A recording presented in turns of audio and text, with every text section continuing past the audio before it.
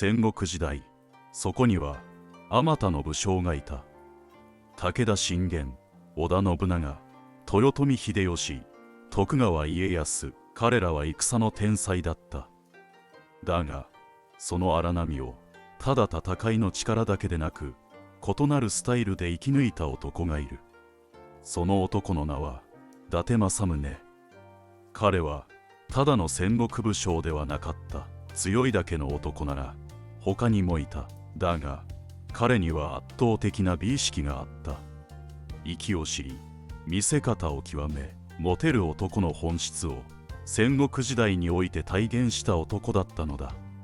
この男の魅力はただ剣を振るうことではない。戦場でも茶の湯の席でも手紙一つでもその存在は鮮烈な光を放ち、人を引きつけてやまなかった。政宗はなぜこれほどまでに人を魅了したのか、その秘密を彼の言葉と行動から紐解いていこう。コミュニケーションの天才、筆まめな色男。伊達政宗は戦国武将の中でも特に筆まめだった。彼が残した手紙の数は膨大で、それは単なる業務連絡ではなく、相手を魅了し心を動かすための戦略的なツールだった。あえて嬉しがった。あなたの才能を尊敬する。この贈り物を受け取ってほしい。まるで現代のモテる男が贈るまめなラインのように、政宗は言葉の力で人を引きつけつなぎ止めた。戦国時代、手紙は命綱だった。単なる連絡手段ではなく、信頼を築き時には命を救う戦略でもあった。政宗は出会った相手には必ず手紙を送り、贈り物を添えて絆を確かなものにした。彼の手紙は敵に対しては時に威厳を示し、時に油断を誘う。盟友には親しみを込め、味方には鼓舞の言葉を送った。例えば家康との対面を控えた際には、徳川殿のご厚情には深く感謝申し上げます。しかしながら伊達の誇りは失わず、お仕えする所存にございますと送り、従順な姿勢を示しつつも独立性を匂わせた。また家臣が病に倒れた際には、この度のご体調の件誠に案じております。静養なさり、また共に戦場をかけられる日を心待ちにしておりますと気遣いの言葉を添え、忠誠心を揺るがせることなく結束を強めた。手紙の力で命を救う秀吉との駆け引き。小田原征伐の際に治産した政宗は秀吉に処刑される可能性があった。しかし彼は手紙を送り、治産つかまつり候らえども忠誠の心変わらず候。されども伊達家の誇りを失わず参上つかまつり候。何とぞご勘定賜りたく存じ候。現代訳。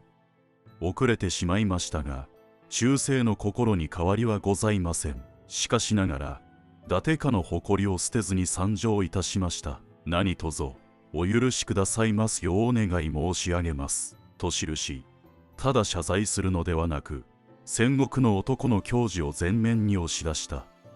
さらに秀吉に対面する際には白装束で登場するという演出を加えた。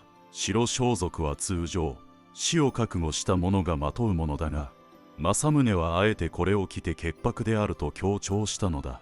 その姿を見た秀吉は驚き、こやつ面白いと笑った。結果処刑は免れ、家臣として迎え入れられることとなった。これは政宗の計算された演出力が命を救った典型的な例である。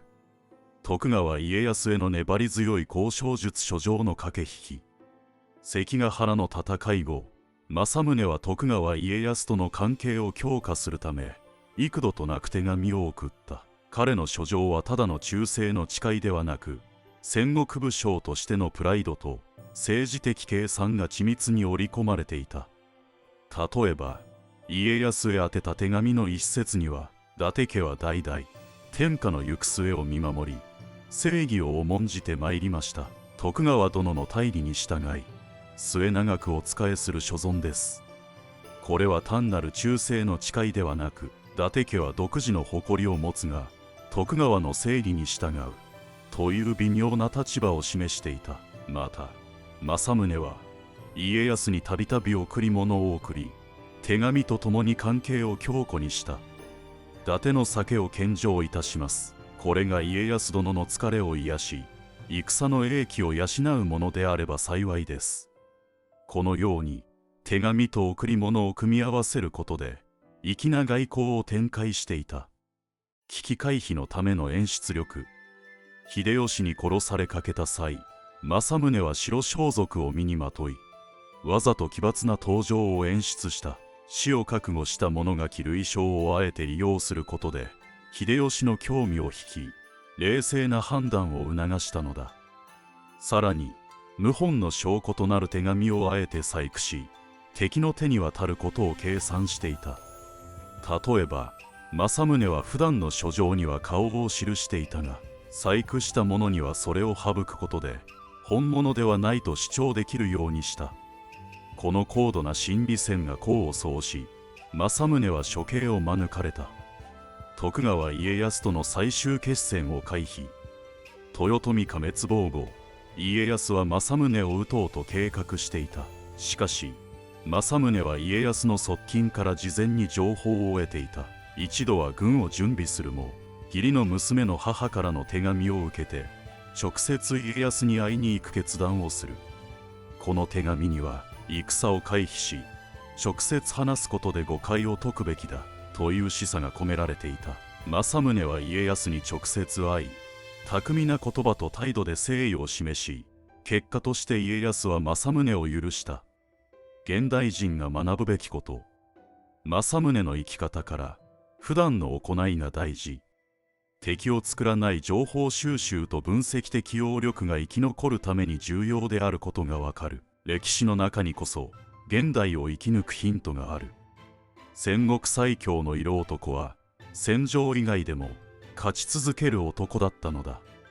異国の風をまとった男政宗の国際感覚。伊達政宗はただ戦場をかけるだけの武将ではなかった。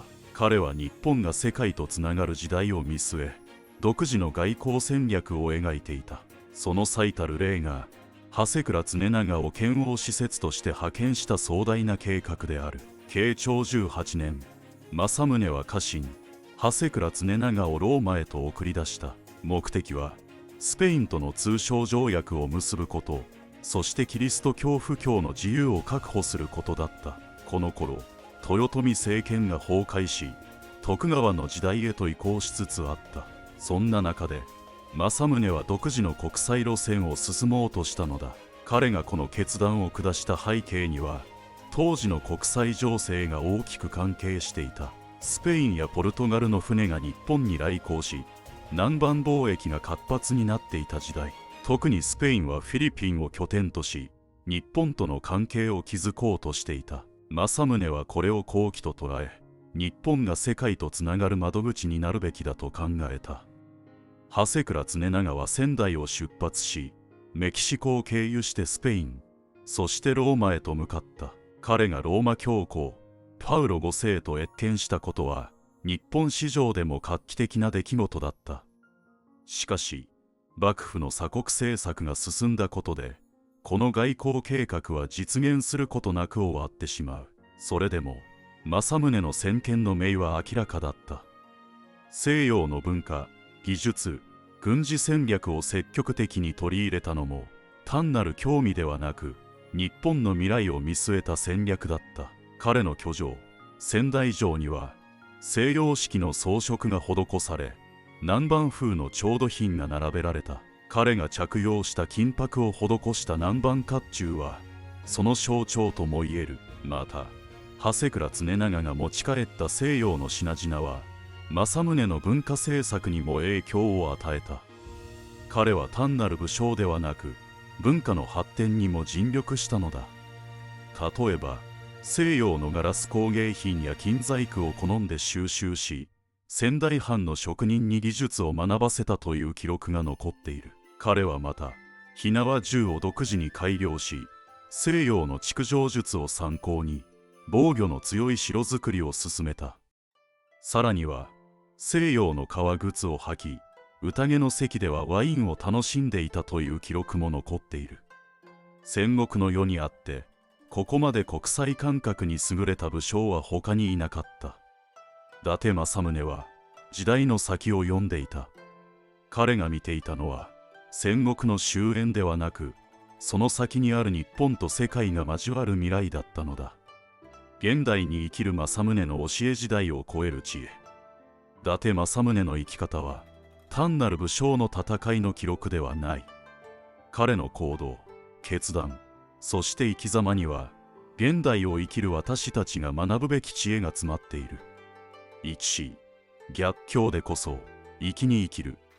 政宗は常に見せ方を意識していた。戦場であれ、茶の湯の席であれ、秀吉や家康の前であれ、彼は常に見せる武将だった。ピンチの場面ほど自らの存在を際立たせ、相手に強烈な印象を残す。これは現代のビジネスや人間関係においても通じる。窮地に立たされた時こそ、ただ謝るのではなく、どう見せるかを考えることが重要なのだ。2、コミュニケーションの力。政宗の筆まめさは単なる礼儀ではない。彼は出会った人々と関係を築き、その絆を強固なものにするために、手紙を送り、贈り物を添え、相手を魅了する言葉を選んだ。現代では SNS やメールがあるが、ただの報告ではなく、相手を動かし、心をつかむ言葉を意識することで、より良い関係が築けるはずだ。3、国際感覚を持ち、未来を見据える。長谷倉常長をローマに送り、西洋文化を積極的に取り入れた政宗は、常に未来を見据えていた。情報があふれる現代においても、対極を見極め、新しい価値観を取り入れながら生きることが求められる。時代の変化に適応し、柔軟な発想を持つことが、政宗のように時代を超える存在になるための鍵なのだ。4、戦うだけが勝利ではない。政宗はただ剣を振るう武将ではなかった。彼は戦うべき時と戦わずに済ませるべき時を見極め、知略と交渉で勝利をつかんだ。これは現代のビジネスや人間関係にも当てはまる。必ずしも真正面からぶつかる必要はない。時には粋な振る舞いで相手を魅了し、最善の結果を引き出すことも勝利への道。伊達政宗は戦国という荒波の中で粋に戦略的に先を見据えて生きた。その知恵は今もなお私たちの生き方に新たな視点を与えてくれる。強さだけではなく粋さを持って生きる。それこそが現代においても通じる伊達政宗の哲学である。世色男。伊達政宗の生き方は単なる武将の戦いの記録ではない。彼の行動、決断、そして生き様には現代を生きる私たちが学ぶべき知恵が詰まっている。伊達政宗の精神を現代へ。伊達政宗は戦国という荒波の中で粋に戦略的に先を見据えて生きた。彼の生き方は単に戦国時代を生き抜くだけではなく、未来を見据えた戦略と美学が融合したものだった。彼の哲学は現代の私たちにとっても指針となる。困難に直面した時、ただ受け身になるのではなく、どうすれば粋に乗り越えられるかを考える。逆境においてこそ知略とユーモアを駆使し、相手を動かす。そしてどんな時も伊達男としての誇りを失わず、自らの道を切り開く。強さだけではなく粋を持って生きる。それこそが伊達政宗から学ぶべき本当の生き方なのだ。戦国時代にとどまらず、今を生きる私たちに多くの示唆を与えてくれます。粋に生きること、戦略的に未来を見据えること、そして自分を貫くこと。この精神を胸に、日々を強く、美しく、しなやかに生き抜いていきましょう。